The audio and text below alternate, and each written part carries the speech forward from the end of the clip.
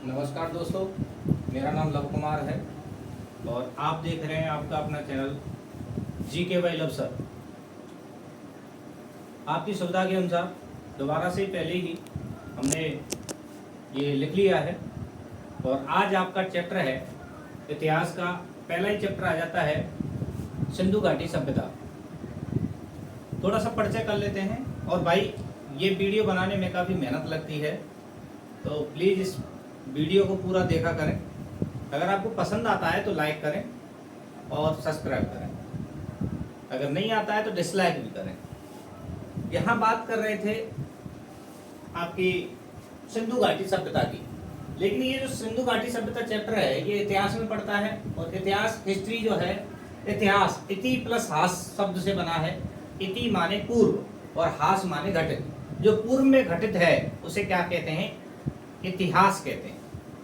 बात कर रहे थे इस सब बात की कि इतिहास जो है या इतिहास या हिस्ट्री जो है उसके जनक कौन हैं? तो विश्व इतिहास के पिता हैं हेरोडोटस।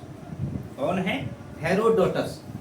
जबकि भारतीय इतिहास के पिता हैं महर्षि द्विपय्यन वेदव्यास। आप वेदव्यास शॉर्ट में लिख सकते हैं।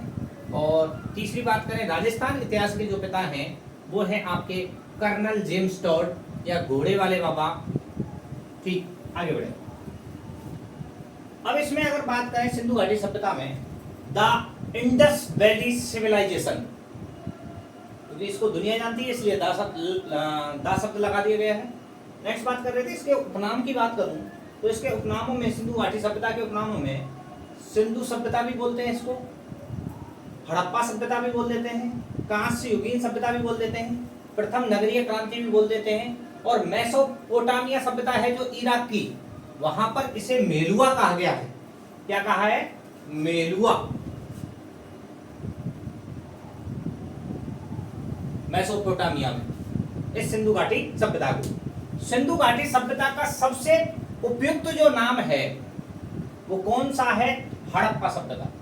सिंधु घाटी सभ्यता का ये क्वेश्चन है, आया हुआ है, ध्यान देना। सिंधु घाटी सभ्यता का सबसे उपयुक्त नाम कौन सा है? हड़प्पा सभ्यता। पहला कौन सा स्थल था जो सबसे पहले खोजा गया था? हड़प्पा। इसलिए सबसे पहले इसका नाम क्या पड़ा था? हड़प्पा सभ्यता।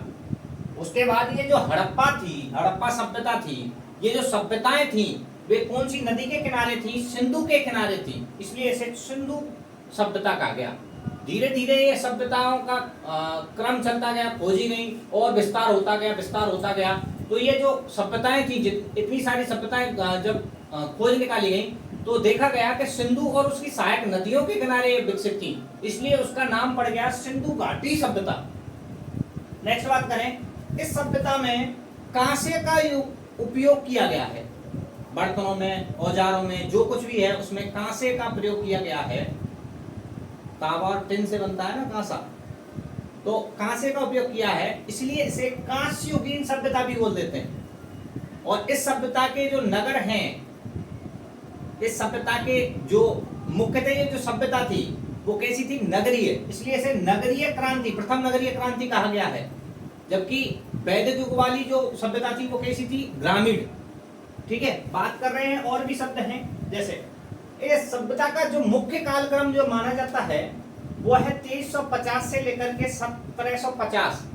मार्शल मैकेराब, गार्डन चाइल्ड और ये जो आपके बहुत सारे हैं, आपका NCERT अलग बताता है, आपका मैके अलग बताएगा, MS वत्स अलग बताएगा। तो मैं कह रहा हूं सबसे उपयुक्त जो कालक्रम है वो कौन सा है? ये है 2350 से 1750, कार्बन C14 के अनुसार। इसके अनुसार कार्बन C14 के अनुसार। आगे, सिंधु घाटी सभ्यता का जो क्षेत्रफल है वो कितना था? 12,99,600 वर्ग किलोमीटर। इसकी लंबाई और चौड़ाई की बात करूं, लंबाई कम थी हालांकि चौड़ाई से। लंबाई थी 1400 किलोमीटर जबकि चौड़ाई थी 1600 किलोमीटर। नेक्स्ट बात करें इसकी आकृति या आकार कैसा था? त्रिभुजाकार। दिख रहा होगा लगभग, कैसा आकार था? त्रिभुजाकार। इसका मतलब इसका उत्तरतम जो बिंदु था वो जो खोजा गया उसका नाम था मांडा। और मांडा जो क्षेत्र है वो था अखनूर जिले में, और अखनूर जिला कहाँ पड़ता है? जम्मू में। तो मैं कह सकता हूँ जम्मू कश्मीर। आगे बात करें कौन सी नदी थी, चनाब नदी थी, और जिसको खोजा किसने था, जगपति जोशी ने। आगे बढ़े, इसका दक्षिणतम भाग था दैमाबाद, और ये दैमाबाद कहां पड़ता है, महाराष्ट्र के अहमदनगर जिले में। नदी कौन सी है, नदी प्रवरा है, और प्रवरा ऑप्शन में नहीं हो तो नर्मदा, और दोनों ही नहीं हो तो गोदावरी भी आ जाता है। एम.एन. देश पांडे ने इसको खोजा था। आगे बात करें, इसका पूर्वी जो बिंदु है वो है आलमगीरपुर, और ये जो आलमगीरपुर है ये कहां है, मेरठ जिला यूपी। और किसने खोजा था इसको, यज्ञदत्त शर्मा ने 1958 में। और नदी कौन सी है, हिंडन नदी। नेक्स्ट बात करें, ये पाकिस्तान वाला पार्ट आ गया। सुत का केंडोर, बलूचिस्तान प्रांत, पाकिस्तान में। नदी दास्क नदी, खोज ओरेनस्टाइन। ठीक है, आगे बढ़ रहे थे। ये जो सभ्यता थी या समाज थी ये मात्र सत्तात्मक थी। इसका मतलब जो भी मुखिया था, परिवार का मुखिया कौन था, माता होती थी। लेकिन आपका जो ग्रामीण सभ्यता है, ये जो ग्रामीण सभ्यता है वो कौन सी थी, ग्रामीण सभ्यता की अगर मैं बात करूं तो ग्रामीण सभ्यता में वो आपकी आ जाएगी कौन सी, वैदिक युग वाली। नेक्स्ट, ये जो सभ्यता है इसमें कितने वर्ग थे, इसमें सभ्यता में 3 वर्ग थे, उच्च वर्ग, मध्यम वर्ग, निम्न वर्ग। उच्च वर्ग जो तो होता था वो शासक वर्ग या अधिकारी वर्ग या पुरोहित वर्ग होता था, जो उच्च टीले के पश्चिमी भाग में निवास करता था। नेक्स्ट बात करें, पूर्वी टीले में जो निवास करते थे वो नीचे वाले थे। अगर मध्यम वर्ग की बात करूं तो इसमें व्यापारी वर्ग आ जाता है या शिल्पकार आ जाता है और अन्य व्यवसायों से जुड़े लोग आ जाते हैं। लेकिन निम्न वर्ग में जो था, निम्न वर्ग में नीचे जाति के जो मजदूर लोग थे वो आ जाते थे, निम्न वर्ग। इसका सिंधु घाटी सभ्यता का मुख्य व्यवसाय क्या था, पहला ऑप्शन व्यापार करना। क्या था इसका, व्यापार करना मुख्य व्यवसाय। दूसरा मुख्य व्यवसाय था पशुपालन करना। ठीक है, कृषि इनका गौण व्यवसाय था। हालांकि ये 9 प्रकार की कृषियों को जानते थे, 9 प्रकार की फसलों को जानकारी थी इन्हें, 9 प्रकार की फसलों की जानकारी थी, लेकिन कृषि मुख्य व्यवसाय नहीं था। ध्यान रखना इस चीज को, गौण व्यवसाय था। मुख्य व्यवसाय 2 हैं, पहले नंबर पर व्यापार करना, दूसरे पे पशुपालन। नेक्स्ट बात करें, इनका प्रमुख पशु जो था वो था कुबड़ वाला बैल, जिसकी ये पूजा करते थे। प्रमुख पशु कह लो या पवित्र पशु कह लो। नेक्स्ट बात करें, पवित्र पक्षी कबूतर, और पवित्र वृक्ष जो था वो था पीपल।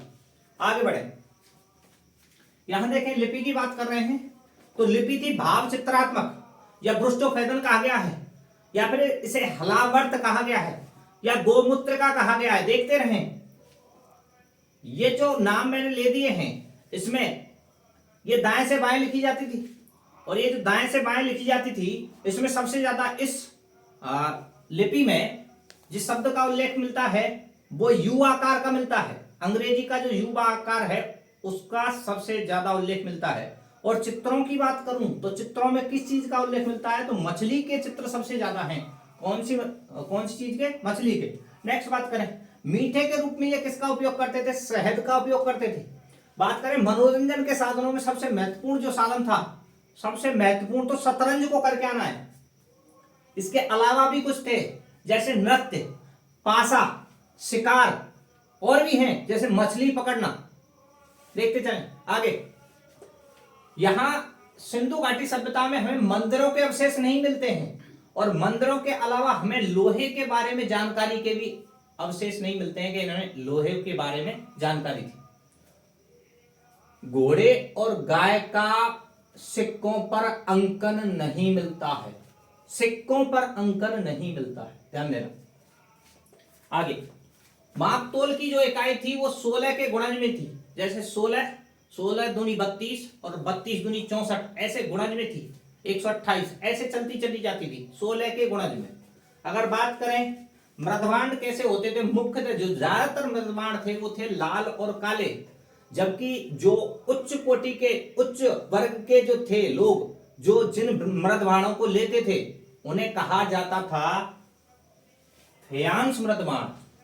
और ये उच्च कैटेगरी के जो लोग हैं, उच्च वर्ग के, जो फेयांश मृदभांडों को लेते थे, ये सबसे ज्यादा चमकीले मृदभांड हुआ करते थे। नेक्स्ट बात करें, ईंटों का आकार कैसा था, ईंटों का आकार, अधिकांश ईंटों का आकार आयताकार था। हालांकि चनहू दड़ों से हमें वक्राकार ईंटों की जानकारी मिलती है, देखने को मिलती है, लेकिन अधिकांश ईंटों का आकार जैसा था आयताकार था। और ये जो आयताकार है इसका अगर मैं अनुपात की बात करूं तो ईंटें 4:2:1 में थी। इसका मतलब लंबाई, चौड़ाई और ऊंचाई। नेक्स्ट, इस चीज की बात करें, जो एक खोज हो रही थी, इस खोज में जो महत्वपूर्ण योगदान था वो था भारतीय पुरातत्व विभाग का।